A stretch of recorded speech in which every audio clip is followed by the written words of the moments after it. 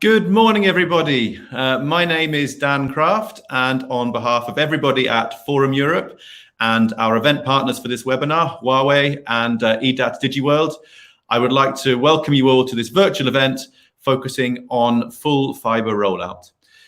So we held a similar event to this on similar topics almost exactly a year ago now. And one of the key messages that came out of that was the need for policymakers at a European and a member state level to come together and provide some measures and recommendations for how the rollout of full fiber across the EU could be accelerated. And now with the recent agreement on the connectivity toolbox, we have these. And I think against that backdrop, we're delighted to once again host a discussion around these key issues. So we're going to be looking at the impact that the toolbox can have on the speed of fiber deployment, as well as focusing on some of the key benefits that the switch from copper to fiber can bring, both in terms of sustainability and also looking at broader socioeconomic growth across Europe. So we've got almost 300 of you registered to participate today, and it's great to have you all with us. And we're delighted to have a fantastic lineup of speakers with us to discuss these key issues.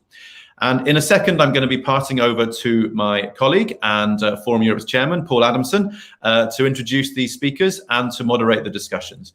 But before I do that, I just wanted to say a couple of words and to remind you all about how you out there can also get involved in the discussion. So first of all, for those of you joining via the platform itself, the event platform, you will see on the right-hand side of your screen, we have a chat box.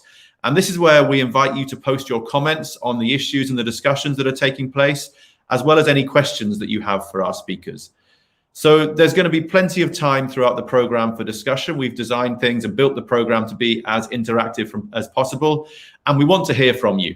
So please do put your comments, put your questions into that chat box, and Paul will be bringing these questions into the discussion and putting them to the speakers at different points throughout the event. For those of you who are joining the event via the live streams that we have running on Twitter and YouTube, first of all, a hello to you as well. We have a hashtag that we are using for the event. So in the same way, if you want to post any questions, any comments, please do that and use the hashtag FullFiberOnline. And also using that, obviously, you can also follow what others might be saying on Twitter and on social media about the event and comments that other people are making. So we have a very busy couple of hours ahead of us. So it's just left to me to once again say a welcome to all of you out there and a welcome as well to our moderator for the session. So I'd like to now bring to the stage. So no test.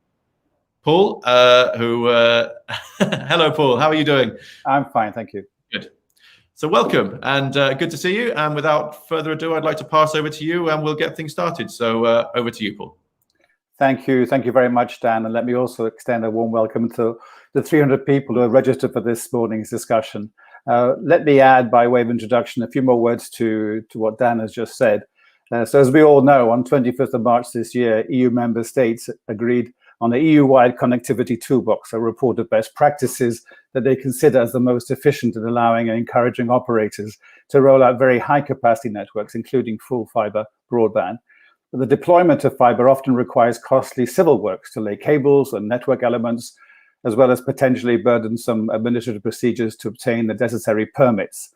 The connectivity toolbox contains best practices to cut these costs, to promote access to physical infrastructure, and to streamline permit granting procedures. With many countries currently looking set to miss the European Commission targets that have been set for the rollout of fiber and very high capacity networks, this morning's discussion will look at the extent to which the measures proposed in the connectivity toolbox can address the situation and accelerate progress. It will look at the path ahead to ensure that the economic, social, and environmental benefits of fiber can be felt as soon as possible. Well, as you will see from the program, our program will be in two parts. We will start with a series of keynote presentations, followed quickly by a panel discussion. And I would point out in advance that one of our keynote presentations from Rita Bezubeck will be followed also by a short Q&A session. So start thinking about questions to Rita now.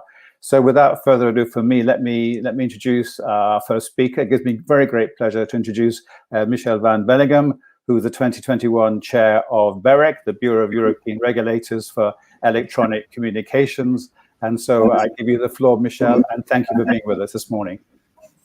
Thank you very much. Good morning, everybody, and thank you for organizing this very interesting session, Paul. I'm really thrilled to be here with you today and in such an excellent panel with fellow speakers.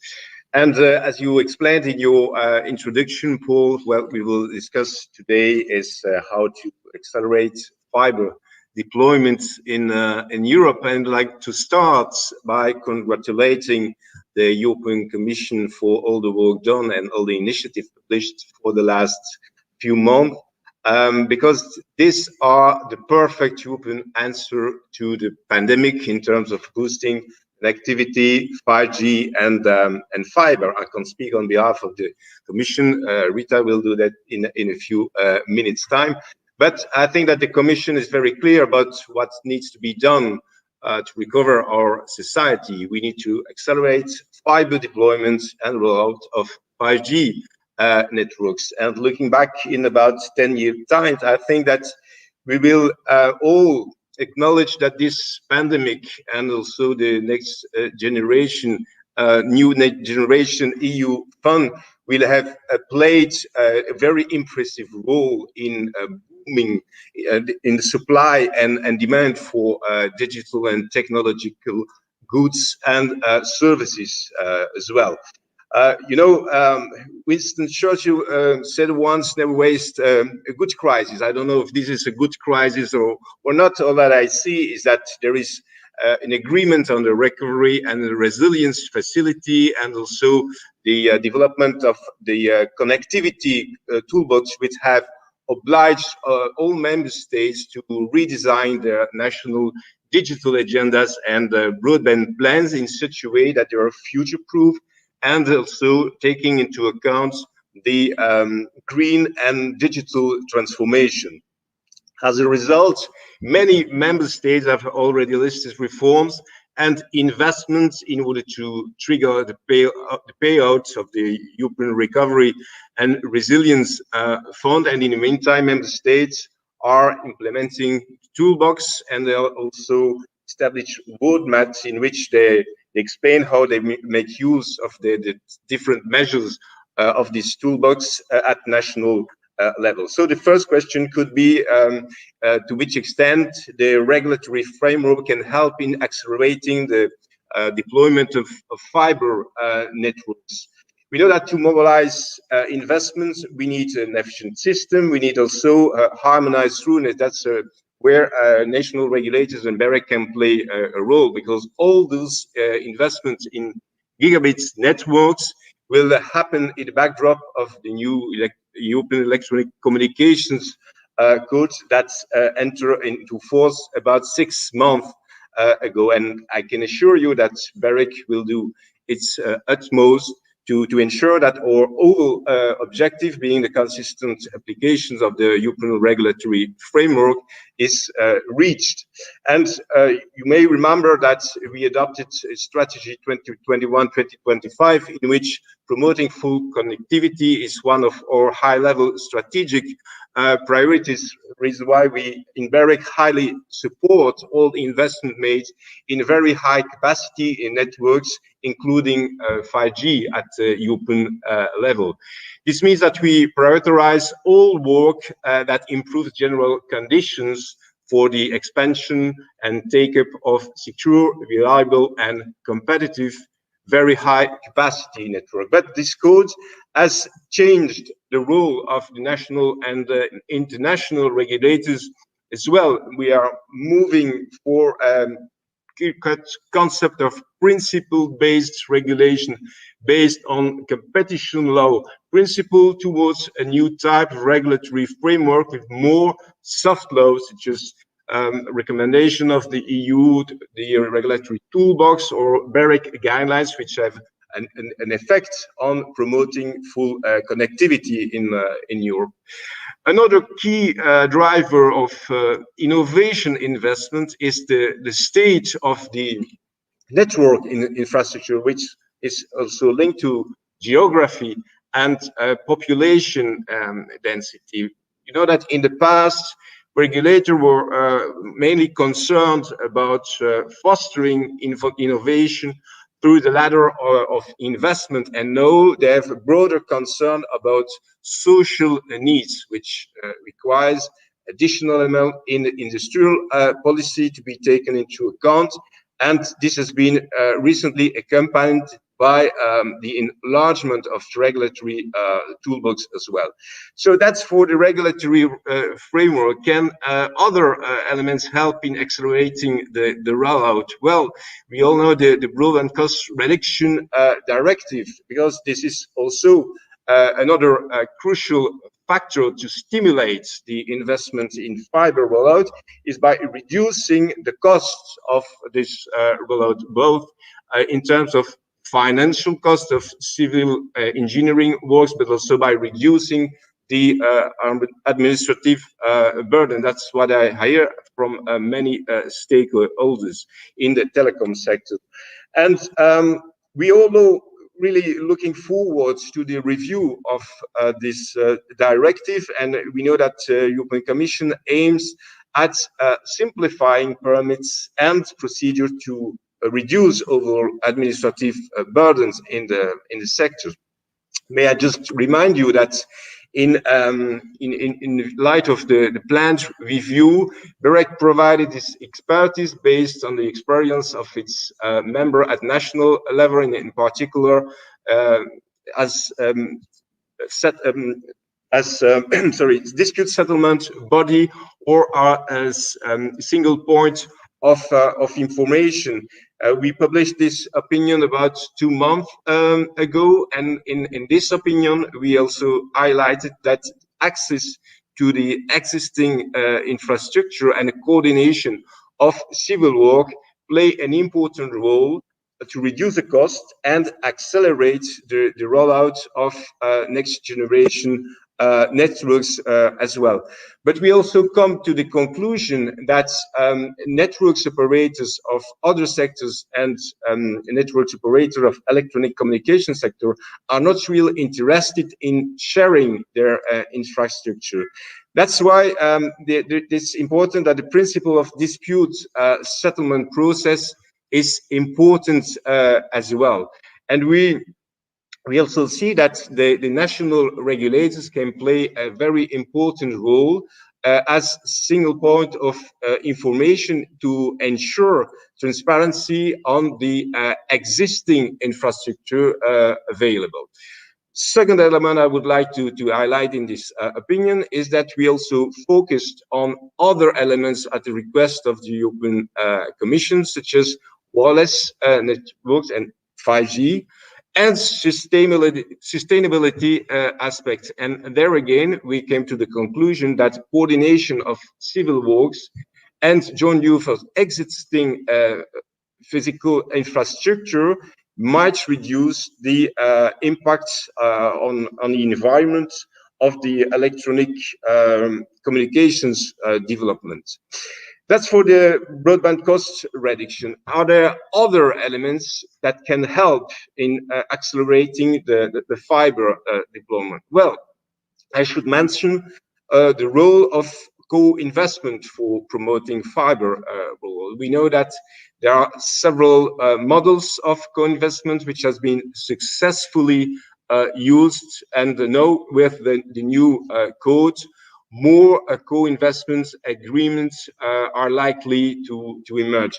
Of course, this co-investment can take different forms, like the co-ownership of network assets, but also long-term risk sharing through co-financing or through purchase agreements. What's important here is that the market context is important to determine the potential benefits and the potential costs of those agreements. And of course, implementation details matters as well. For us, regulator in general, it is too early to judge whether or not the regulation is successful so far.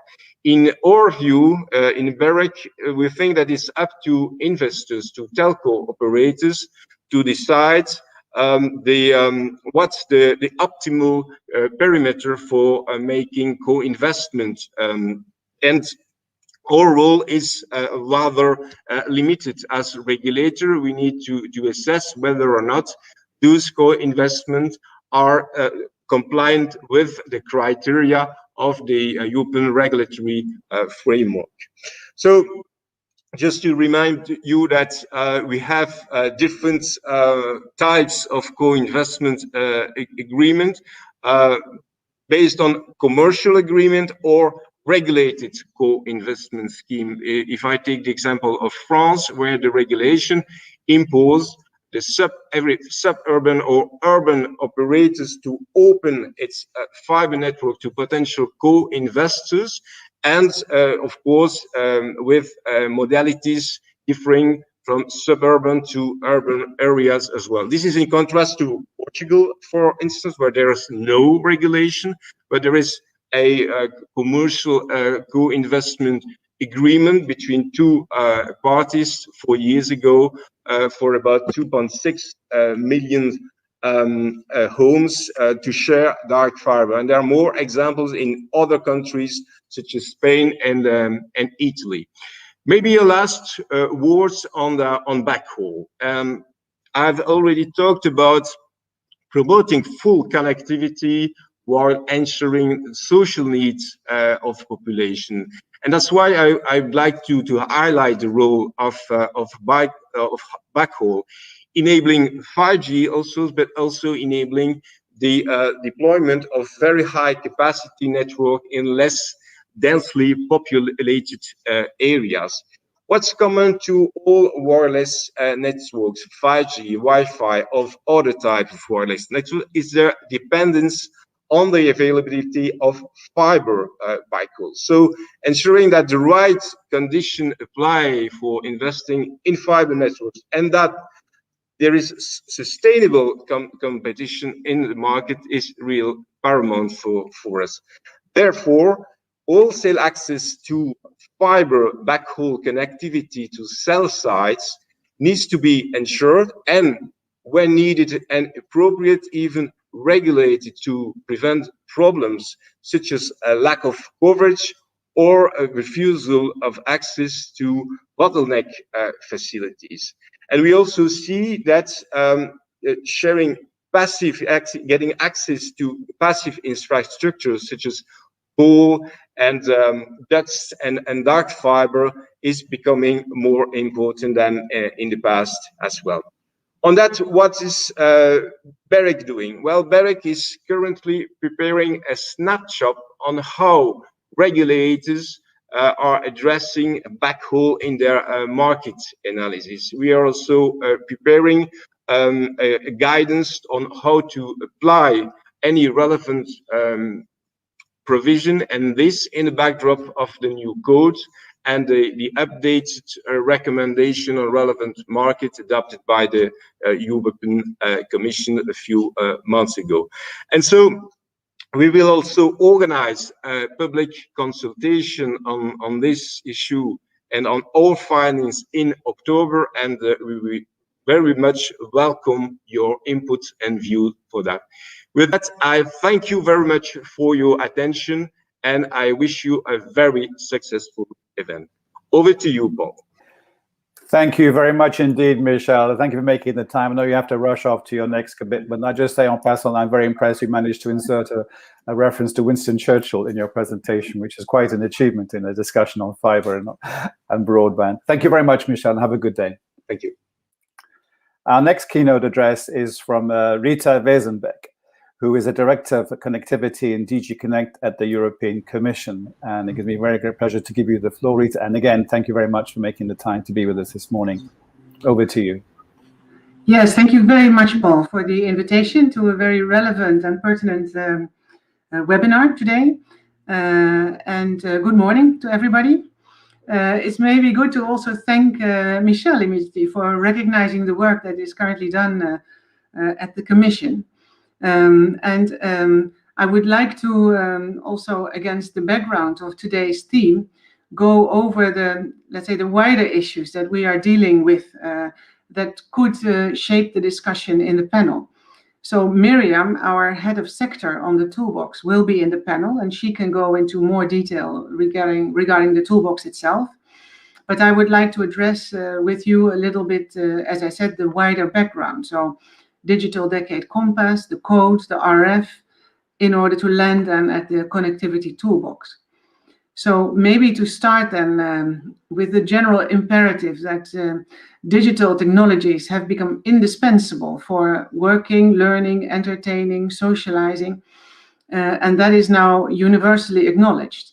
I think as much as we would like the vaccination campaigns to accelerate and to allow us to meet each other again physically, I think nobody will contest the importance of digitalization in bringing people together and also allowing them to continue their lives in circumstances like we are currently going through. In that sense, the digitalization is, of course, also a decisive enabler to enjoy rights and freedoms. Of course, if one signals that, one has to immediately also signal that while digital reduces distances, it can also increase disparities between those who can fully benefit from a digital environment and those who cannot. So let's just point at today's video conference that allows many of us to participate in something we might otherwise not have chosen to spend the time to travel to, and also probably then generates a much wider audience than it would have done otherwise.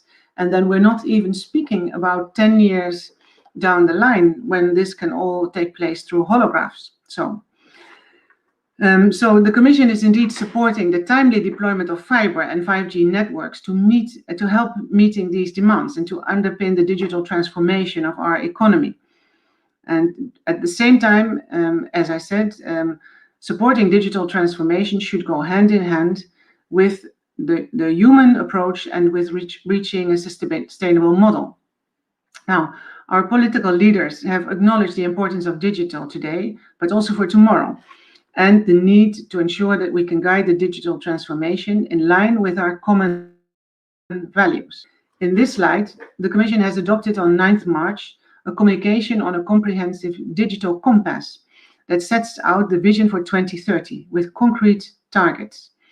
And the vision includes a strong human focus on people's needs and expectations on the digital transformation, ensuring that the digital society that will emerge has a human-centric purpose.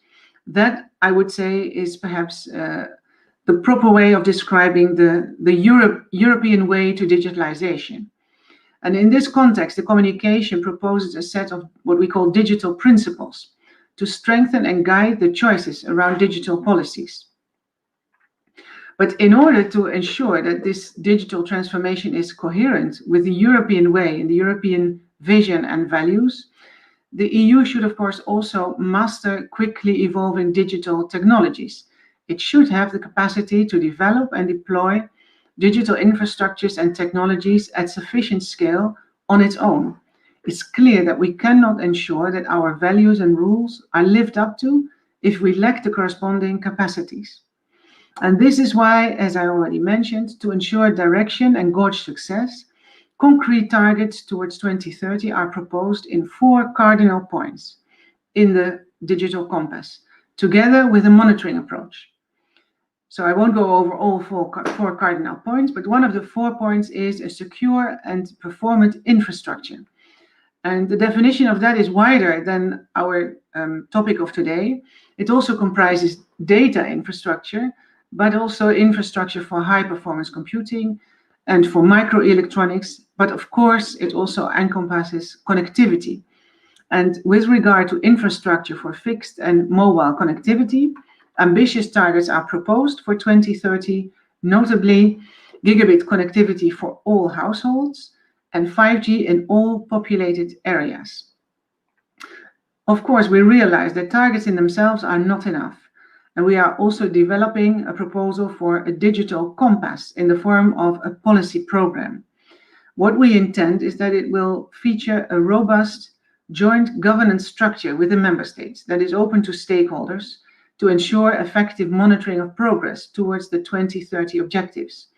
And in short, what we have in mind is reporting on progress of the European Union towards the 2030 objectives through the form of traffic lights. So with red, green and yellow traffic lights, we would indicate whether we are all on track. And such traffic lights, if they are red or orange, could then trigger a process of collaboration with the member states in which we try to identify and to take action in order to put the process back on track. In this context, the resources that are available under the MFF and what we call Next Generation EU, so the Recovery and Resilience Fund, are significant. But we also need to make sure that they are well coordinated towards key areas linked to our strategic autonomy and the objectives of the digital decade. So as you know, 20% of the funding made available under the Recovery and Resilience Facility will be dedicated to the digital transition. We feel it's very important that coordination of national investments can be done through what we call multi-country projects, and we need to ensure the alignment with the impetus given by the digital decade. So we feel if Europe wishes to compete with other jurisdictions at a global level, then it's necessary that member states pool their resources also under the RRF, and that they work together in projects of European scope and European magnitude. So such projects, they aim to deploy large digital infrastructures, capabilities and production capacities.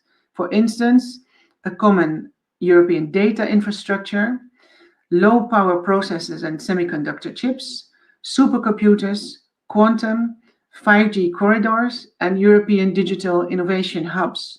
So Europe needs to step up and play its role at the European level, at the global level. Now we think that, or we aim that the Digital Compass will consist of a proper framework to facilitate the implementation of such multi-country projects to build EU critical capacities. And the national recovery plans that are currently in the process of being submitted should already be mobilized today for such multi-country projects, and that are already being discussed with the member states. But more projects may be needed in the future to meet the 2030 targets. As we can see, the digital decade relies on excellent connectivity and on the comprehensive deployment of the gigabit infrastructure. So let's move a little bit more to the theme of today. So as part of the Connect flagship under the RRF, the Commission has encouraged member states to ensure comprehensive 5G and fiber coverage, including large-scale deployment of 5G corridors, and enable universal and affordable access to gigabit connectivity in all urban and rural areas. And in the context of this flagship, the Commission has also pointed to a key challenge for the digital decade, which is the efficient combination of public funding instruments with private investment into energy-efficient, very high-capacity networks. Increasingly, we see that fiber networks are becoming a cost-effective and profitable infrastructure asset for long-term investments, which is, of course, a development that is to be warmly welcomed. And this is often the case even in rural areas, where traditional business cases might be harder, yet the risks of infrastructure competition are much lower, especially for wholesale operations.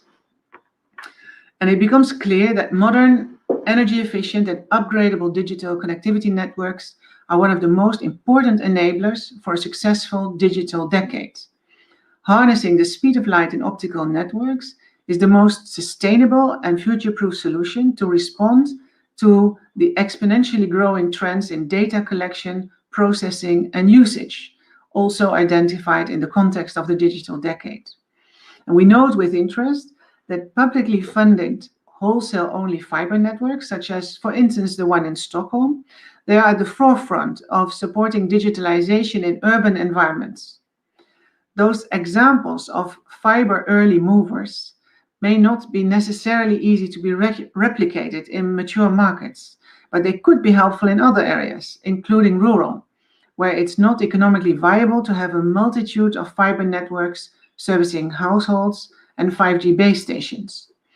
This may also be relevant in the context of the funding available under the CEF Digital Fund, where we would intend to reserve part of the fund for investments in 5G communities. And such communities could then be a kind of, jumping place for an acceleration to deploy 5G, in particular in the public interest. We will soon launch a targeted consultation on the digital policy program, and we're looking for stakeholders to contribute. Now, I would still devote some words to the greener networks and to the connectivity toolbox. So with respect to the greener networks, the European Green Deal covers all sectors of the economy, and ICT is no exception. While other sectors may have a bigger footprint, we all have a role to play. And according to estimates, the global ICT sector today counts for roughly 2 or 3% of greenhouse gas emissions, and to 5 or 9% of the world's electricity use. Data centers, of course, account for the biggest share of ICT emissions, but the contribution of electronic communication networks is not negligible. And we welcome very much that the electronic communications sector is taking significant steps to reduce its environmental footprint. Operators and suppliers are increasing their use of renewable energy, modernizing their networks, while ensuring that old equipment is recycled. And of course, the greening of the sector is an excellent argument also in favor of fiber networks. To help achieve this, in the context of the code, we can rely on the new framework, which promotes very high capacity connectivity by all citizens and businesses. Michel was already addressing this, but with the code, operators benefit from rules that incentivize investments in very high capacity networks, as well as from an enhanced regulatory predictability that fosters the development of more innovative digital services and infrastructure. So that is why it's so important to ensure the timely and correct implementation of the code. And regrettably, we have had to open procedures inquiring why a large number of member states are late with the implementation. We think that we are entering a very interesting and relevant period in which the Commission will work together with the regulators to make sure that the code will be implemented in accordance with its intentions. So indeed focusing on the encouragement of investment and at the same time the procuring of effective competition. So the measuring and monitoring of the environmental footprint of network and services is a prerequisite for making informed policy choices. This point has also been made in the connectivity toolbox, which member states published at the end of March. It is important to work together in this area to develop common indicators, standards, and methodologies. Such work can be useful, for instance, for developing transparency measures, also in the context of the toolbox. And the idea would be to inform end users about the environmental footprint of networks and services. And if networks and operators do that, this empowers the consumers and the business users to opt for greener choices, so to choose the greenest provider. This could turn sustainability into a new parameter of competition, and it could incentivize green approaches by operators. Last but not least, the ongoing review of the Broadband Cost Reduction Directive is an opportunity to consider ways also to incentivize the deployment of environmentally sustainable networks. The aim of the review of the directive is indeed to enable a sustainable, quicker, and more efficient rollout of very high capacity networks, including fiber and 5G. We have at this stage carried out a number of consultation activities in the context of the review of the directive, and we're now assessing all the data gathered with a view to move into a reflection about the possible policy options. So with the new legislation in the pipeline, connectivity of the member states will already now benefit from the implementation of the connectivity toolbox that was agreed on 25th March, the theme of today. The connectivity toolbox consists of a set of best practices that will foster digital network deployment and facilitate access to 5G spectrum. So it's very important also that the toolbox was initially aimed, and still does, facilitate the member states' intended reforms in the context of the recovery and resilience plans in the area of digital, to which 20% of the funds have to be allocated. So you have probably noted that currently the member states are in the process of submitting their roadmaps implementing the toolbox. And at the same time, they are in the process of submitting their national plans under the Recovery and Resilience Facility. Under the Recovery and Resilience Facility, member states need to propose not only investments, and they're doing that, but also reforms. And the Commission has encouraged that the member states, while submitting these reforms, would take into account their own reforms as they are planning them under the roadmaps in the context of the toolbox. So we very much encourage that member states are doing that, and some we have seen are indeed also referring to the connectivity roadmaps in the context of their recovery plans. And in addition, we would encourage those who haven't done that to use the roadmaps in the implementation of the national plans. So we hope that both the connectivity toolbox, the new legislative instrument, and also the RRFs will contribute to the ambition of the digital decade by facilitating more simple and harmonized procedures across the EU. So I hope you will have a very fruitful and more detailed discussion in the panel. And I also hope that you will contribute to the consultation on the digital decade. Thank you very much for your attention. Thank you very much indeed, Rita. I'm going to try and keep you for 3 or 4 minutes now, even though you gave a very comprehensive overview of what's happening out there, because there's quite a lot of questions coming in, both in the chat function. There's a kind of separate discussion taking place in the chat amongst participants. But let me talk to you ask you first of all about fiber. You said in your remarks that fiber is becoming cost effective, but there's a question, for example, from Dave Bernstein, who's the editor of Wireless One News, which has sparked quite a parallel debate in the chat. Is while fiber is great, is there any reason to subsidize fiber where there is cable? In other words, there seems to be an awful lot of investment going into fiber, and what are the real benefits of fiber compared to copper? Well, that's a very difficult discussion, which I'm not sure we can already unequivocally answer. I mean, of course, this is also a very strong debate in the context of the state aid rules, and you are probably all aware that the review of the general block exemption regulation is currently ongoing, and we expect new broadband guidelines. So this is indeed a debate that is ongoing. If there is public state aid involved, I would not be sure that indeed the overbuilding of cable would be a good way forward. But there's a wider spectrum. Not all financing is publicly funded. There's also private funding. So I would say now we need to look at those things case by case, awaiting the discussion that is taking place. Okay, thank you. And a question from Marie-Hélène Novak of Sibylga. Is there a role for energy grid operators in the rollout of fiber networks? Well, we have seen some very successful examples, for instance, in particular in Italy, where the energy operator was one of the newcomers in the telecom scenery, and very successfully so.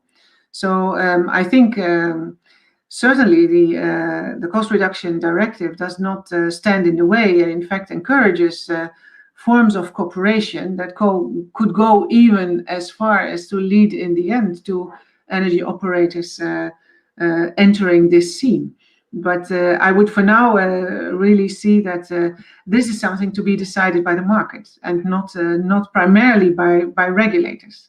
Okay. But of course, any market development leading to investment in high capacity networks from whichever angle, be it private investment, be it independent operators, be it wholesale only operators, be it vertically integrated operators, or complete outsiders, is all very much welcome. Okay, thank you. 2 more questions, I'll let you go, Rita. Question from YouTube.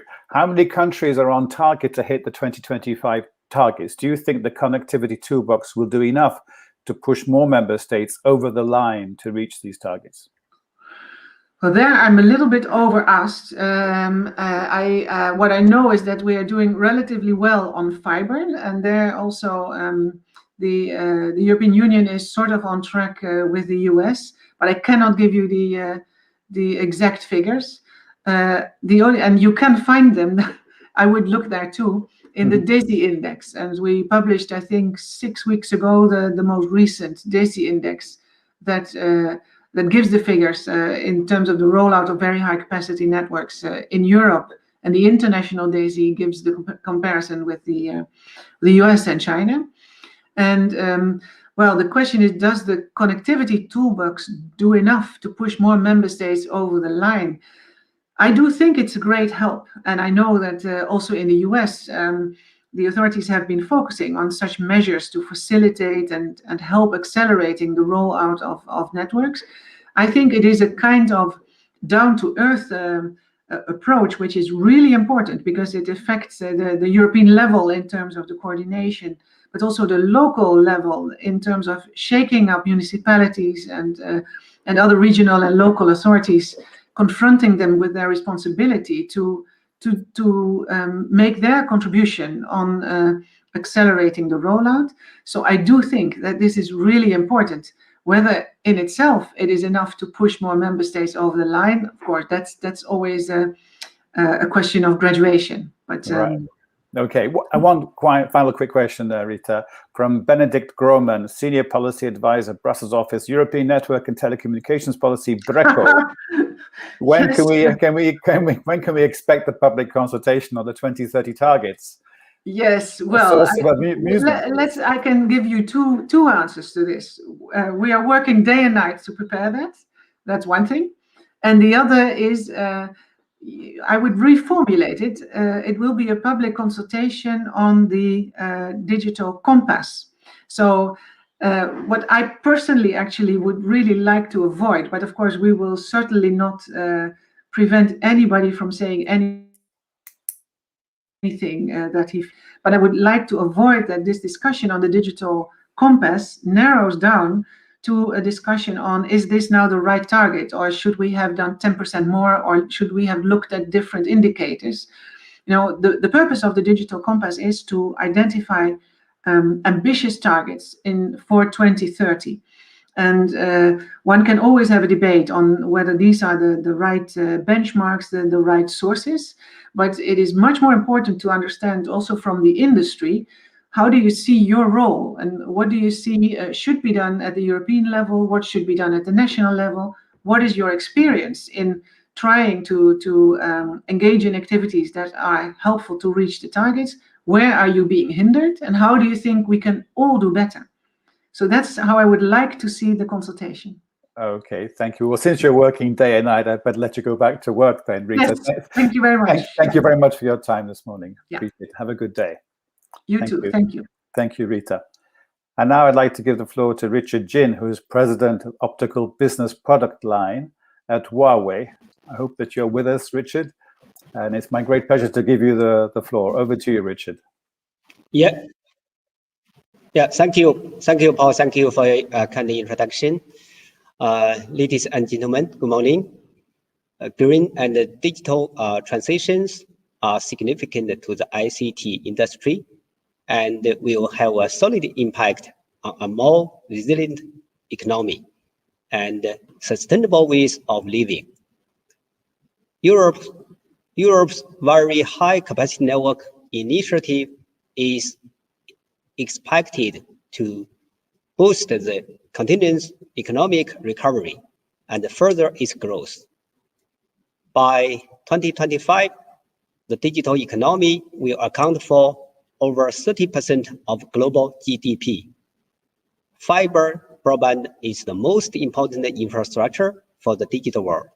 The EU has already proposed a forward-looking recovery plan which increases support and investment in fiber deployment. The importance of fiber broadband in addressing challenges of climate change has been proven by field studies. According to the latest study by German Environment Agency, HD video streaming over FTTH connection generates only 2 grams of carbon dioxide per hour. This makes FTTH the most green access technology. from our lab also shows that a shift of just 10,000 users from copper lines to fiber results in power saving of 550,000 kilowatt-hours per year, equivalent to planting 6,000 trees. Fiber, with low power consumption, high bandwidth, and a long life cycle, is the most eco-friendly communication technology. It is the foundation of the European Green Deal and carbon neutrality target, and paves the way to its green and digital transition.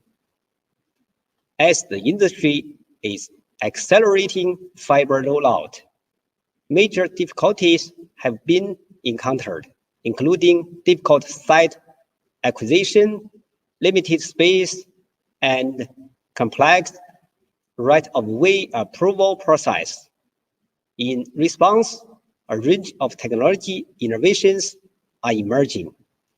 On the other hand, for home and individual users, poor connection, long service provisioning, and high installation fees have been key factors that affect experience. To address these challenges, several solutions are available. For instance, fiber pre-connection technology using pre-connected cable supporting plug and play helps avoid time-consuming fiber slicing operation and greatly accelerate the delivery process.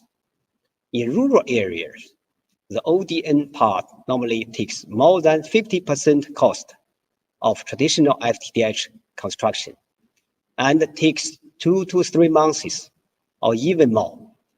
As a solution, outdoor OLT solution can be installed on existing wireless sites, greatly reducing construction cost and shortening the distance to the end user by 90%. Moreover, fiber continuously extends closer to user. For example, fiber to the room, FTTR, and fiber to the desk, FTTD. They can solve the problem of poor user experience caused by limited coverage and network cable rates. From a policy side, fiber pre-deployment policy, which requires fiber to be pre-deployed in new building, can eliminate the need for premise access, permissions, and cable laying, and prevent secondary waste. Spain, Germany, and France have already put forward related guidelines, which is recommended for all EU member states. In addition to home units, another place people mainly stay is business campus. According to third-party data, more than 4 billion meters of copper lines are used every year.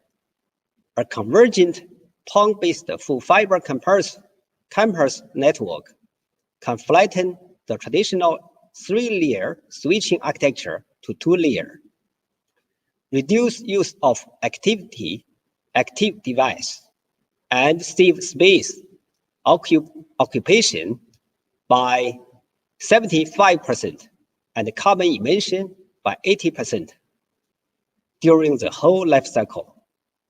Aside from home and enterprise units, data center is also the key element in powering the digital city.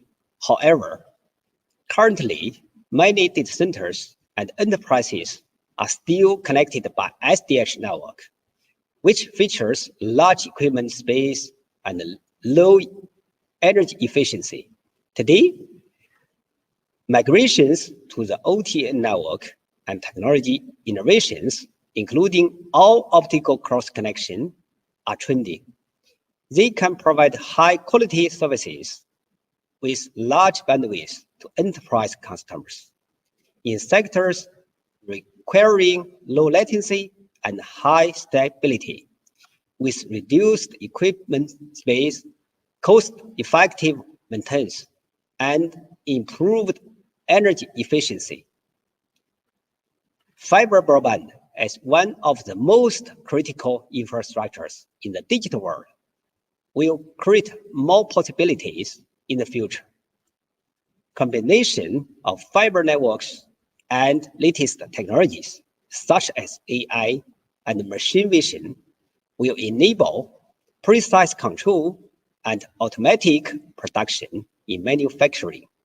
This will minimize energy consumption and maximize production efficiency, helping various industries achieve carbon neutrality. Over the past 3 decades, Huawei has been committed to innovating and developing ICT technologies worldwide. Our top priority is to ensure stable and sustainable network operations for our customers and partners across the globe. We will continue working with our peers in Europe to innovation technologies, facilitate the implementation of the Green Deal, and contribute to the continent's economic recovery. We are committed to bringing digital to every person, home, and organization for a fully connected, intelligent Europe. Finally, I would like to thank all of you for sharing your insights and experience in the industry. Huawei stands ready to work with you to shape a green and digital future in Europe. Thank you. Thank you very much indeed, Richard, and for giving us a very important industry perspective. Thank you very much for your time this morning. It's now time to move on to our panel discussion without further ado. So let me introduce them if they are available to join me as I speak. Miriam Mendiarroz, Head of Sector at DG Connect at the European Commission. Good morning, Miriam, welcome. Harold Gruber, Head of Digital Infrastructure Division at the European Investment Bank. Good morning, Harold. Vincent Garnier, Director General of FTTH Council in Europe. Welcome, Vincent. Good morning. Lisa Fur, Director General of ETNO. Good morning, Lisa. Good morning. Thank you. And finally, Roland Montagne, Principal Analyst, Director of Market Development at EDAT DigiWorld. Good morning, Roland. Roland. I hope you're there somewhere. You'll be joining us. He's dropped out briefly, but I'm sure he'll join us soon. Just to explain to the audience, we're going to have a series of brief interventions from each of the panel, some using slides, some not using slides, and then we'll go straight into a discussion with the panel. And I would again encourage all of you out there in the hundreds who registered for this event to pose questions through the chat function when the presentations have come to an end. So without further ado, I give the floor with great pleasure to Miriam. Over to you, Miriam, and welcome. Thank you very much, Paul, and thank you, everybody. Good morning. It's a pleasure to be able to speak to all of you today, and I will focus in my introduction on the connectivity toolbox, and I will briefly touch also on the process of the review of the Broadband Cost Reduction Directive. So just to start, I would like to mention that the COVID pandemic, we all know that it has hit dramatically the European economy. The telecom sector is not an exception, although probably is not the sector that has been hit the most by the crisis. And it is clear that this sector plays a crucial role and should positively contribute to the reactivation of all the sectors in the economy and to their digitalization. And that is why in September last year, the Commission has come with this connectivity toolbox recommendation. This recommendation is a swift answer to an emergency situation, which has been triggered by the COVID crisis. And the aim is to provide for a timely deployment of very high capacity networks, focused in 2 main areas, the reduction of the costs for deploying networks, and also the access to 5G spectrum. So if we move on the presentation, this recommendation, it has called on member states to agree in a collaborative approach and in coordination with the Commission on a set of best practices. The process has been led by the member states, as I said, in collaboration with the Commission, in the context of a specific group called the Connectivity Special Group, which has managed to deliver in about 6 months on a very important outcome, which is the Connectivity Toolbox, which was agreed and published at the end of March, in line with a very tight schedule. I would like to mention some of the best practice examples that have been included in the Connectivity Toolbox, and it has been taken from a wide variety of measures which have already been implemented in a number of member states. And some of them are like introducing permit exemptions in order to streamline permit granting procedures. Another important area was the improvement of transparency. And there the member states proposed to set a single online platform and also to ensure that the single information points contain relevant information, and in particular geo-referenced information about the physical infrastructure and about the civil works, the plans for civil works. Then there is also an important measure about expanding the right of access to the existing physical infrastructure, which is controlled by public bodies. This is an important enlargement of this access obligation, and it is also complemented by another best practice which provides for a body to coordinate and promote the role of these access requests. We also have a measure on issuing guidelines to ensure transparency and trust on the dispute resolution mechanism. And we have also an area about reducing the environmental footprint, which also links very much to the topics that are here discussed today, and where member states have acknowledged the environmental footprint of electronic communications networks, and they commit to undertake initiatives in this field. Then the second part, the second big block of the Connectivity Toolbox is about the access to 5G spectrum, and there we can find measures about how to incentivize investment by adequate reserve prices, for example, how to facilitate interoperability for cross-border industrial use, and how to inform the public on EMF limits and the measurements of the radio base stations. Then I would like to mention as well that the best practices proposed in the toolbox should aim at improving the situation regarding the network deployment and access to 5G for the next couple of years, taking into account that we are preparing new legislation, but the process takes some time. So this is like to cover the gap between now and the time we have new legislation into place. I would like also to report that on where we stand on the process. The member states have, most member states have provided a roadmap for the implementation of the toolbox already, and we will shortly publish it in the Commission website. In the coming months, we will also continue working with member states during the implementation phase, and they need to report on the implementation in each of the member states by April 2022. And as I say, this is also related to the review of the Broadband Cost Reduction Directive. And just to give you a short overview of where we stand, also Rita already mentioned this morning that the Commission has been assessing all the inputs received in the different consultation activities. What we got through the workshops that we had at the beginning of the year, the opinion that the BEREC has delivered, and the almost 100 responses that we have received in the context of the public consultation. And now we are moving towards the next steps of the preparation of legislation. That means defining and assessing the different policy options. And we'll do that also with supported with a study, and for which we will organize some workshops in the middle of June.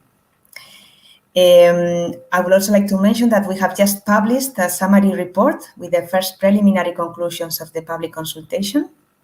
And from there, we can see that there's a clear call for more efficient measures in the areas of transparency, coordination of civil works, There are other areas like access to physical infrastructure, which are perceived as having delivered better results, but still there's room for improvement. And another conclusion is also the situation across the EU varies a lot. I mean, we have member states that have implemented the very minimum of the Broadband Cost Reduction Directive, whilst others have been implementing also let's say, the non-mandatory provisions. And we have also some other member states which have gone even beyond, and from which also we can learn and reflect what is the way for the future. So that is all I wanted to cover, and I will be happy later on to follow up with the discussions. Thank you. Thank you very much, Miriam. You managed to cover a huge amount of ground in the few minutes that you were given to speak. We'll come back to that, I'm sure, in a panel discussion in a few moments' time. I'd like now to welcome Harold to join us. Harold Gruber. Hello, thank you very much for giving me the opportunity to talk to this plentiful audience. Now, brief background on the European Investment Bank. The European Investment Bank is the largest international financing institution in the world. It has an annual volume of lending in the order of 70 billion. It's owned by the member states of the European Union. Next slide, please. And clearly, it pursues in its lending policy aims. And clearly, digital is one of the declared policy aims. And we are quite active in the field, for instance, in telecommunications infrastructure. This graph shows you that our cruising speed is typically in the order of 3 billion. Okay, last year it was, because it was a special year, it was significantly less, but that's our normal cruising speed. And basically, most of the financing that the bank provided on own resources of the bank, and in part also with financial instruments jointly with the European Commission. Now, next slide, please. Basically, when we are, as a policy bank, we are basically looking for financing projects that in the marketplace would have difficulties to take off. So clearly, environment and climate is one of the key things that struggle in the market. And therefore, we need to look at it. But also digital infrastructure itself and digital technologies, they have significant problems to basically get through in the market, the sufficient financing to meet goals that are actually of the public interest. I mean, as public policymakers have pointed out, clearly digital leads to a lot of economic benefits, more growth, better living conditions, but the market is not always able to provide it at a sufficient degree and especially at a sufficient speed. And there the bank comes in and looks at what are the components that hinder basically the market to work, and try to how we can mitigate through our financing these market failures. I mean, of course, very high capacity infrastructure. We have the Gigabit Society aims, which are well deserved. I mean, they are clearly in the public interest to pursue these targets, but they're very ambitious. And you would like that the whole population has access to this. And the market certainly will not deliver this by the envisaged pace. So therefore, you need, in part, basically public support, and this can be of varying degrees. And the bank is contributing clearly to that. I mean, one part is also due to failures in the financial markets, because what is with this kind of infrastructure is that the investors are not able to appropriate the benefits to the same degree that the benefits unfold in the society. And therefore, you end up with not optimal investment profiles. And that's where you need an additional push in investing digital infrastructure. Of course, you have also market failures due to adoption barriers, because you don't have the skilled resources to basically use technologies. There are security concerns related to it. And this is one of the very tricky thing, is that basically you have that legacy. There's a lot of legacy infrastructure out there, and it has still quite a long lifetime. But for the sake of environment, perhaps you would like to replace that infrastructure ahead of the normal lifetime. And so therefore you have also these kind of considerations that you have to take into account. The bank as such, it has made a very important shift in its approach, as from this year 50% of its lending needs to be for climate action. And next slide please. And there, basically, digital infrastructure comes in, because we believe that digital infrastructure is part of the solution to the problem. So basically, I mean, certain type of infrastructure, especially fiber, they have features which are basically help to reduce the footprint of the infrastructure itself. I mean, we have that basically the greenhouse gas footprint of ICT equipment and infrastructure is in the order of 2 to 2.5% per year. And basically, you need to reduce the primary infrastructure footprint of these things. And this of course can top on top. You can top it up then, of course, with the services that they themselves can basically replace greenhouse gas intensive activities. I mean, we have it now, for instance, in the case we can do now teleconferencing instead of traveling to conferences. So I mean, but as you can see, there's a huge scope for digital infrastructure and digital technologies to contribute towards the reduction of greenhouse gases. Now, basically, what I said to you before in these objectives of basically of having 50% of our lending towards climate action, we have identified that certain technologies, in the particularly fiber networks, they can contribute towards these measures. The time is too short to go into the nitty-gritties of the things, but it is basically the punchline is that digital infrastructure can contribute to climate action. Next slide, please. So, I mean, it is part of the solution. Digitalization is part of the solutions. I mean, the EIB over the next years will focus on areas where you have particularly strong working of the market here, so to help to mitigate the impact of these consequences. And basically, we are also trying, or we are doing, to do as much as possible together with complementary funding, especially from European sources.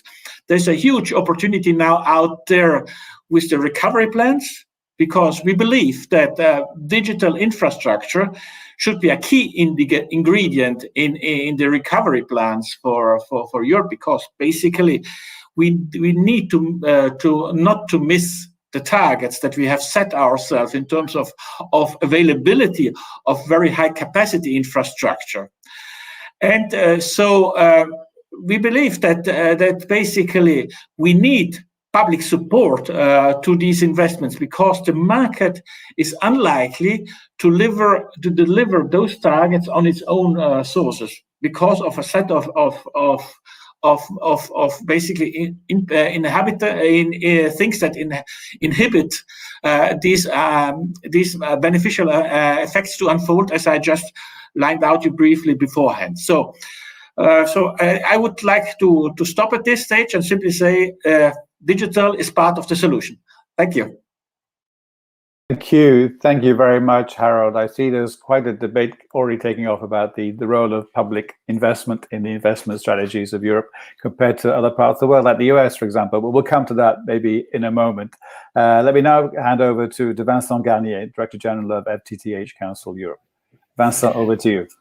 Thank you, Paul, and thank you very much for having me. Good morning, everyone.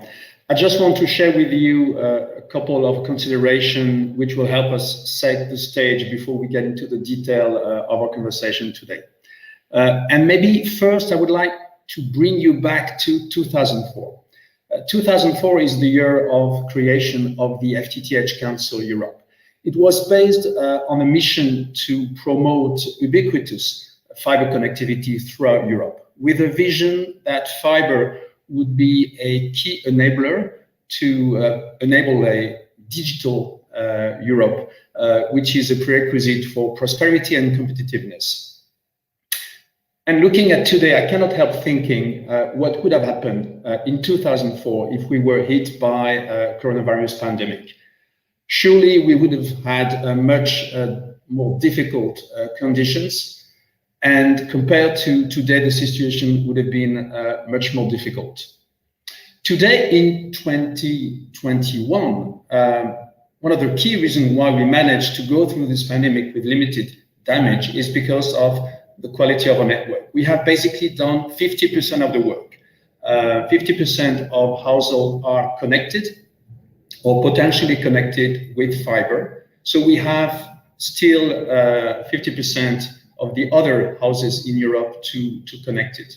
We now live in a digital society, and we understand that there is no alternative to that. What is new, and Harold was mentioning that, is that we also understand that fiber is key to enable us to tackle the challenges caused by climate change and help us transition to a more carbon neutral environment.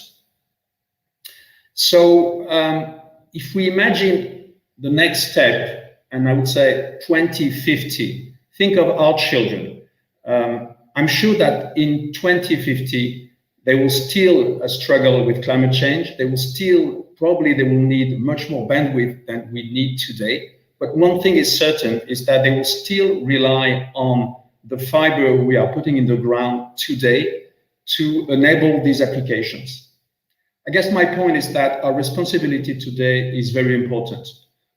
The very high capacity network that we are currently rolling out will last for decades. So it's very important that we do them right, we plan them properly, we develop them with enough capacity, enough scalability to make sure that the future generation will be able to rely on them, because we will not have another surge in investment in a very high capacity network. That is only done once, and then we need to live with that for the foreseeable future. And from this perspective, and that will bring us to the theme of today, from this perspective, I think the toolbox and the Broadband Cost Reduction Directive is very important. We now have a clear goal, we have incentive to invest. It's now very important that we can have a set of best practices to make sure that what is implemented is properly implemented and that we can maximize the benefit of fiber rollout. So we very much welcome this initiative. Particularly, I want to point out the empowerment of national regulation authority as a promoter and coordinator of the network sharing application and the right of access. We believe at the FTTH Council Europe that this is a very important measure. And we have ourselves supported this activity through best practices since the beginning of the association. We develop knowledge around technology. We, for example, have been publishing studies to explain the importance of synergy between 5G backhaul and fiber network. We will soon publish a report on the best business model for fiber operators. So we are clearly supporting this activity and ready to help in the term of best practices. So of course, we are also happy to contribute to the evolution of the regulatory framework, and I'm sure this is part of the element we will discuss in this panel. So I'm eager to further develop this point with my colleagues when we move to the panel discussion. Thank you very much. Thank you very much indeed, Vincent. Now it's time to hear from the telecommunication industry, and I'm delighted to give the floor to Lisa. Over to you, Lisa, you have the floor. Yeah. Thank you, Paul, and thank you for inviting ETNO. I speak from a telecom angle. We represent the main operators in Europe, from Telenor to TIM, from DT to Orange, from Telefonica to United Group. So it's a wide range of operators.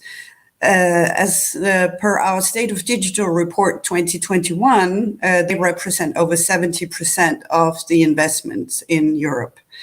So what is their mission and what is their challenge? The newly published Boston Consulting Group and Ethno report made it very clear. Accelerating transition into full fiber and full 5G requires a 300 billion investment by the end of this decade. But the dividend for citizens and also for economies are high. It's a job boost of 2.4 million new jobs. It's a GDP boost of 113 billions a year. And it's also an enabling green boost, which carbon emission cuts that can be as big as 15% in total. And looking at this, what are the opportunities? The main opportunity comes from the demand side. It's a win-win opportunity for society and for our sector. On one hand, society and economy, as we've heard, needs to become digital and also less polluting. On the other hand, stronger demand makes the business case much better. So in specific, it's a huge opportunity in terms of enabling a greener economy through new networks. So a transition into full 5G and full fiber not only dramatically reduces the impact of our own networks, it is also an enabler of a green transition in Europe. So looking at this, what are the obstacles?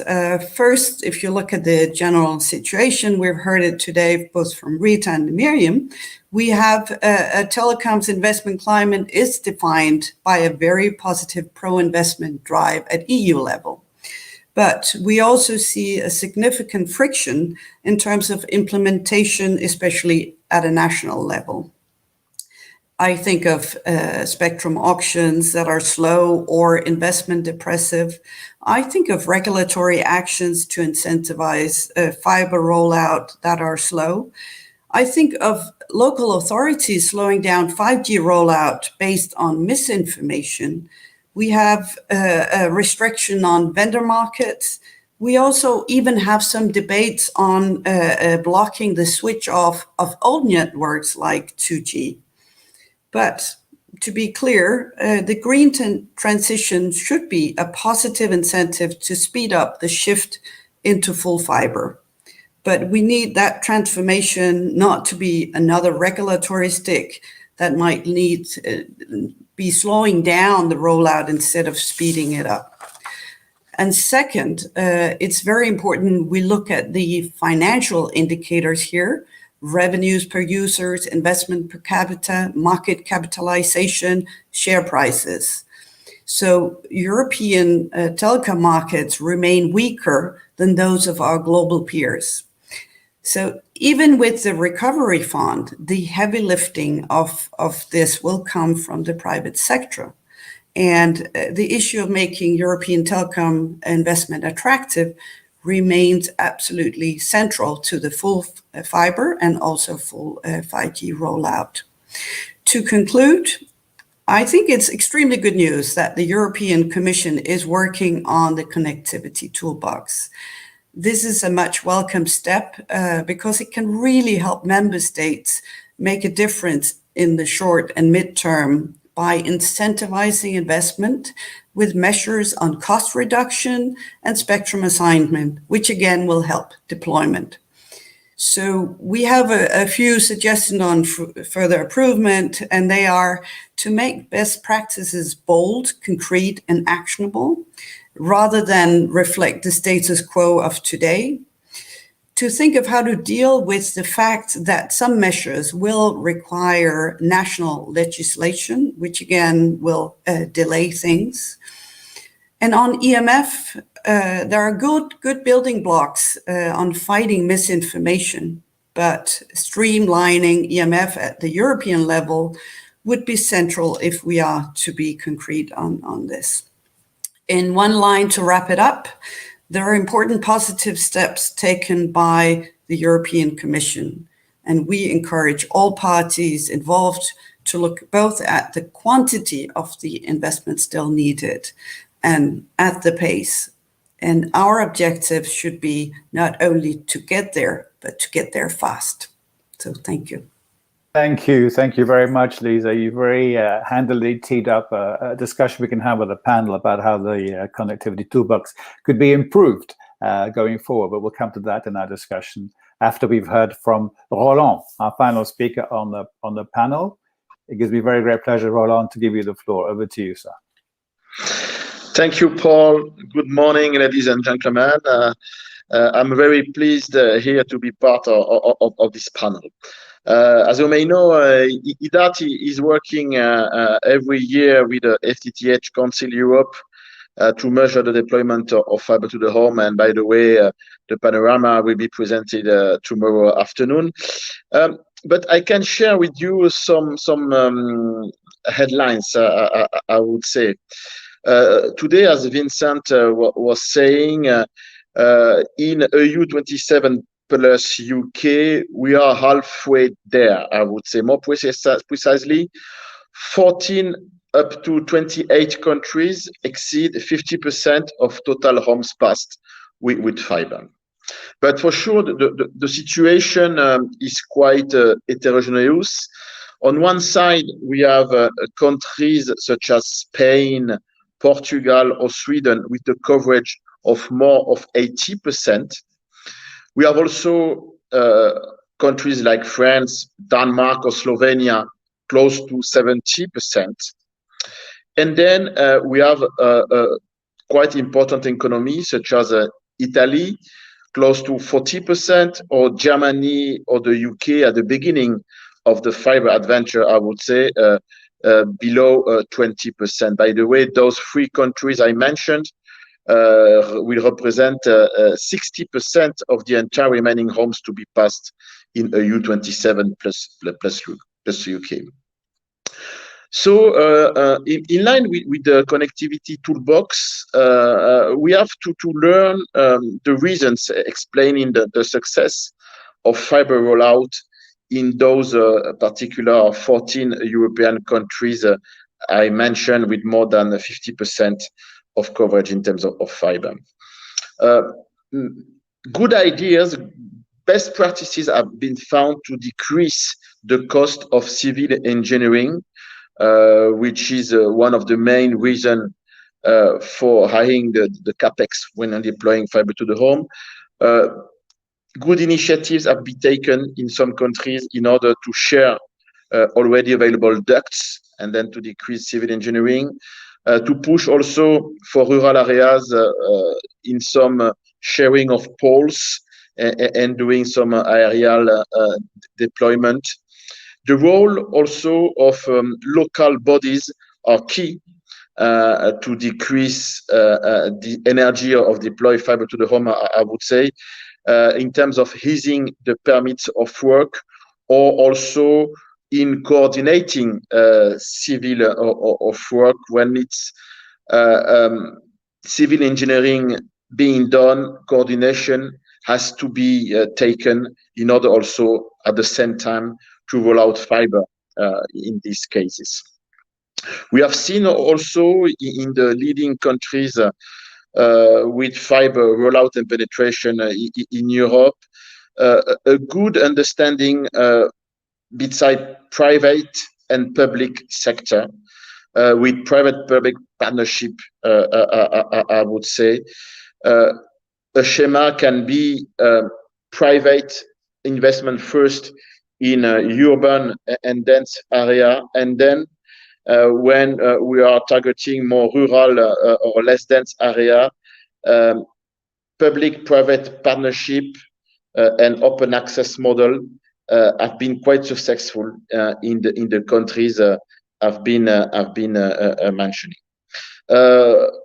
Last, maybe thing I would like to comment with you, and especially when we want to decrease the carbon impact, I would say decommissioning of copper network is also key, and for us it is also a good driver in order to promote fiber network, and we see things happening and agenda being quite clear in countries such as Spain, Norway, or friends. So we really welcome at EDAT DigiWorld the connectivity toolbox, because it is containing majority of the points I have listed here.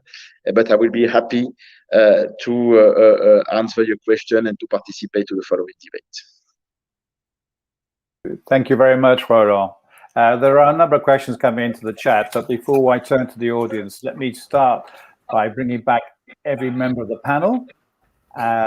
Let's start with a discussion briefly about the connectivity toolbox. Miriam made a very comprehensive introduction when she spoke, and I think even she would agree, as would Rita, that there's room for improvement, as Lisa very diplomatically hinted when she spoke. So in the views of the panel, the same question to all of you if you want to answer. Given all the different measures, quite the menu proposed by the connectivity toolbox, which of those measures do you think will have the most impact on accelerating fiber rollout? Who'd like to? Maybe not Miriam, because she's already slightly in the spotlight. But maybe Lisa, you'd like to expand on what you said when you talk about we need to be bold, concrete, and actionable. So over to you, Lisa. Maybe. Yes. Well, thank you. What we think is extremely important with the connectivity toolbox is, of course, that it is something that is something the member states are committed to. And I think what is important in the toolbox is the transparency and coordination of the civil works. That's one of the key things there. The permit granting is also one of the things that are a hurdle, because it can be slow, it can be costly. So that needs to be aligned, and also an easy process instead of having different best practices in the countries. So those two are the ones that I find could be one of the best pushes towards a rollout as soon as possible. So if those are aligned and made easier. Thank you, Lisa. Anybody else like to come in? How can the connectivity toolbox be even further improved? Nobody wants to respond? No? Are you sure? Okay. Maybe, if I may, yes, to answer a bit this is your toolbox, after thank all. you. The good suggestions that Lisa made about improving the connectivity toolbox, I just want to mention that there was a particular focus by member states in not choosing many measures that require heavy national legislation follow-up. And I think that was achieved. So there are some areas like permit exemptions, which inevitably, if you want to do something on that, you need to follow up with legislation. But it was something that was kept in mind by member states to be able to deliver timely. And so it was one point that was already taken. Thank you. Okay. Well, maybe leading on from that, then, let me try and ask a slightly different question. What are the big challenges? You've all hinted at maybe in your introductions, but then let me ask the question more precisely. What big challenges still remain, and where are we now with regards to hitting the target that has been set for member states of reaching full fiber rollout by 2025? What are the big challenges still out there? Just put your hand up like that if you want to respond. Harold, over to you, sir. Yeah, I mean, clearly it depends a little bit on the configuration of the country. Small countries do have a big advantage, but larger countries where you have basically scattered population, and so basically you have quite challenges, especially for sort of rollout where you have to dig and create infrastructure that's not going wireless. There, the challenges are much more important. I mean, it has a bearing on the unit cost for the connection, and clearly I can see already that unless substantial additional resources are put on the table, or special efforts, I don't know, probably on the regulation and other support type of things, several countries will miserably fail on the promises that have been made. So I think okay, that has been done already in the past. I mean, it's something okay. You need to have ambitious programs, but may not be able to deliver, but at least it focuses attention. But I think here you have the complicating issue that if you would like, and there seems to be broad agreement, that infrastructure is a key also to tackle the climate change issues, I think failure on infrastructure has implicitly also basically one of the reasons why perhaps climate targets, which are also very up to for failure, may not be concluded. So there's a sort of a domino effect on things. So I think policymakers have to be very, very careful on this. Right. Thank you, Harold. I think Lisa, you want to come back in, Lisa. Yes, thank you, Paul. I think there are two things that are extremely important when you talk about very high capacity networks and also 5G. That's, of course, the cost of deployment and the investments. And if we look at the cost of deployment, we see the Commission are moving in a very good direction with the toolbox. We have also a review of the Broadband Cost Reduction Directive. So there are many things in place here, but we need the member states to implement it in the right way. And on the investment, I just would like to say this is also part of the investment-friendly initiatives. Bringing down the cost is a huge incentive to invest. But if I am to look at just some numbers from our Boston Consulting Group report, in the last 10 years, in US, the market cap was up 213% for investors. In Europe, it was down 57%. So you look at two different markets, and we need to reach the level where you see an investment case in the networks. Thank you. Thank you, Lisa. If there's nobody else want to come in, let me move on to the question then of investment. It's even been mentioned this morning by Michelle and Rita, investment, co-investment, the question of money. And it gives me a cue to bring in a question from the audience, from Dave Bernstein from Wireless One News again. Slightly provocative, but maybe that's the purpose of his question. T-Mobile in the US, says Dave, is going to 99% 5G without subsidy government lending. Verizon and probably AT&T similar. What's different about Europe that requires such levels of public support, he says? The question for you, Harold, certainly. I mean, 99% of what? With mobile, it's always to have to ask what. For those who hold the phone, or with fixed infrastructure, you can tie it down to digging. With mobile, it's very flexible, so you can play with the figures. Clearly, mobile is not comparable to fixed. In that sense, the focus on subsidies is clearly on fixed. But what is the difference between Europe and the US? It's a lot. On the financial markets, we know that you have a very much higher degree of risk taking in the US. So basically, you find private investors to do risks that in Europe they would not normally find. Then basically, it's regulation. It can be down nitty ground, especially for mobiles. Maybe regulation is much more complex in Europe. You have not a uniform regulatory framework. For each country is a little different. And so you can find many ways of saying, yes, the US are different from Europe. But I think that's not the point. The point is basically, how can you make sure that you mobilize the largest degree private investment? That's, I think, the key thing. And Europe needs to mobilize private investment because clearly the bill cannot be footed by the public sector alone. Okay, you have now the recovery program, but you have state aid rules and all kinds of things. So these cannot be mobilized to a large degree. And so, therefore, you need private investment. The bulk needs to be done by private investment. That's the challenge. Thank you. Well, the link to that is a question also in the chat, addressed to Roland, actually, because you were talking about the coverage, the different levels of coverage, Roland, in your presentation across Europe, and the quite striking differences, as you pointed out. So the question is, what action would you say could result in the increased investment in certain countries that is required? Roland, hold on.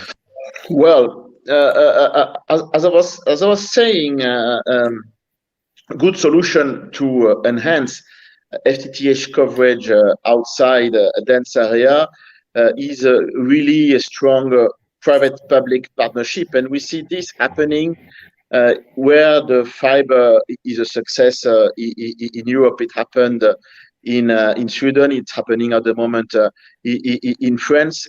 Here, raising an open access model in this rural and less dense area is quite successful also in the private camp, because we see when tender are published, several funds as a candidate to enter those consortium, and also when we look at the penetration rate, the commercial success, most of the time after 16 months, you can have a penetration rate of 40 to 50%. So it demonstrates that there is really a willingness to be connected in these zones, and this kind of approach, for me, could be the norm for those zones. Thank you, Roland. There's a question addressed to you, Vincent, from the audience, from Ganesh Soba, Principal Consultant Energy DNV.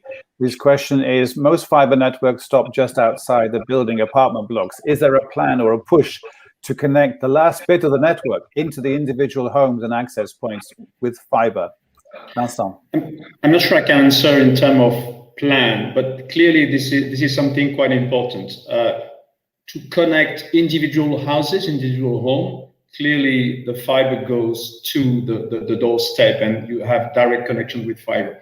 The situation is more tricky when it comes to multiple dwelling units, block of flats. Typically fiber goes into the private area of that building, and the situation inside the building is more difficult to control, and to make sure we don't get a bottleneck between the point of access of fiber and the actual subscriber usage.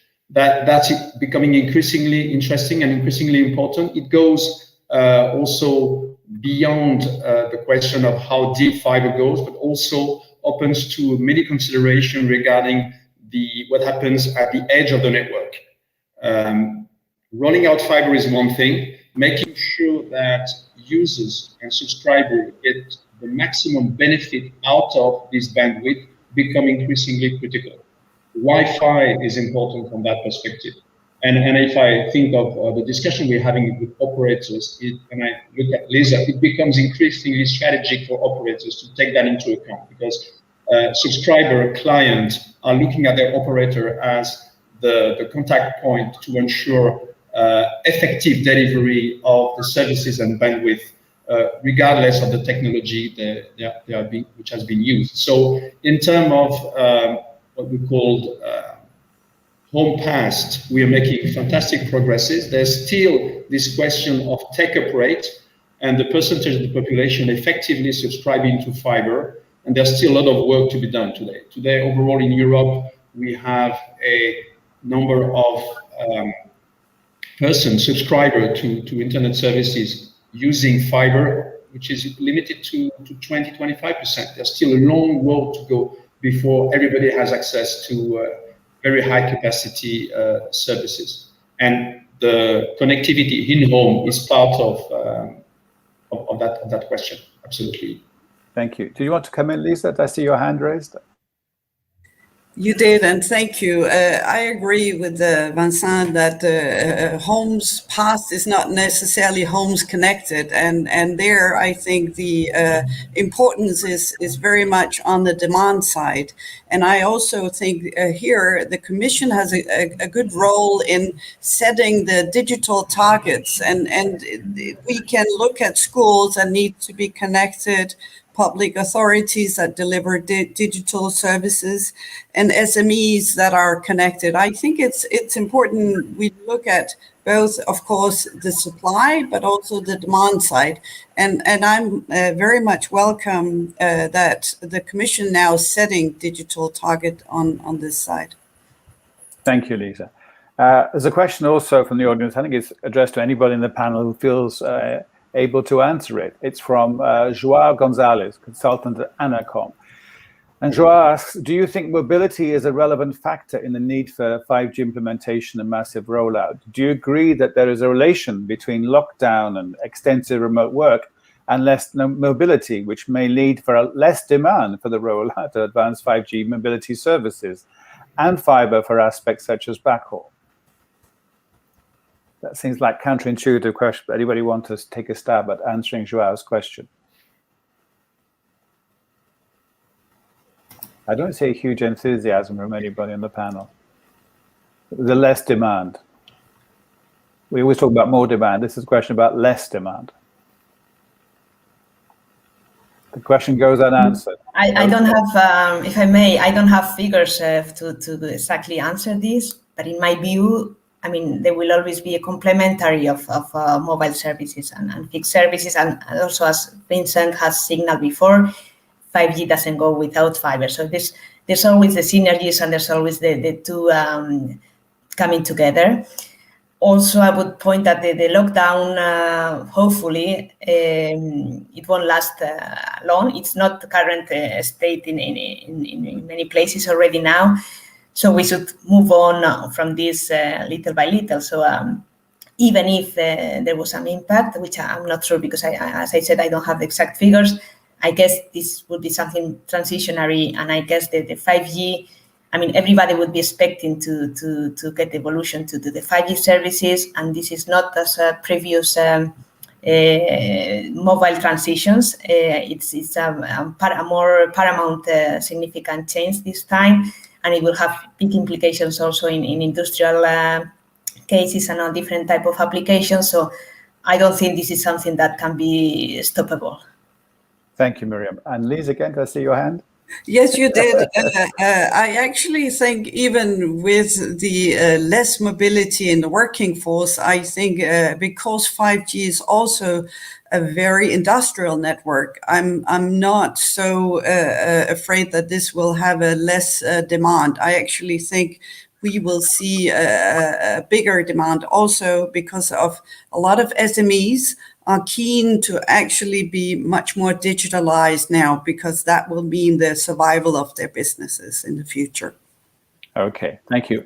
A final question from me now to everybody in the panel. You have been warned. I expect an answer from all of you as best you can. Since this webinar is about a green and digital Europe with accent on green, let's talk a bit about, in the few minutes we have left, about the impact on climate change. We have, as Miriam knows, many instruments now in the European Commission, EU's armory, the European Green Deal, of course, the Resilience and Recovery Facility that Rita talked about, substantial amounts with its focus on green dimensions as well, substantial amounts of money and political will behind all this now. So to what extent do you think that the climate change angle should be more highlighted as a way to boost the rollout of fiber in Europe?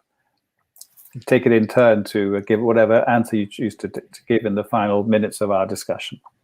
Over to you, Roland.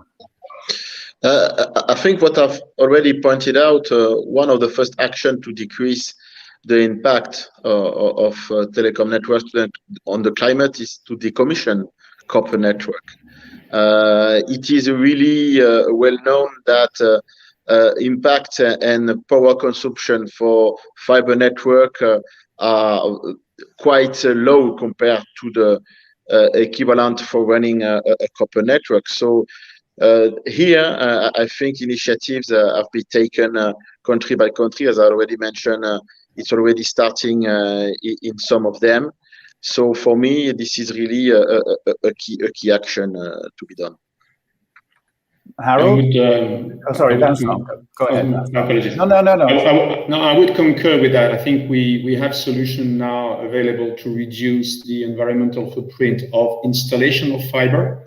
It's very important to realize that fiber is by far the most carbon neutral in terms of technology to be operated in the years to come.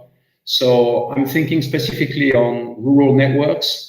If some would be tempted to replace fiber deployment by alternative technology, maybe wireless, maybe satellite, I think environmental impact should certainly be part of the equation when decisions are taken, because the risk being that to maybe go faster, we create a second level of digital divide, and we keep in place technology which are far less green than fiber could be.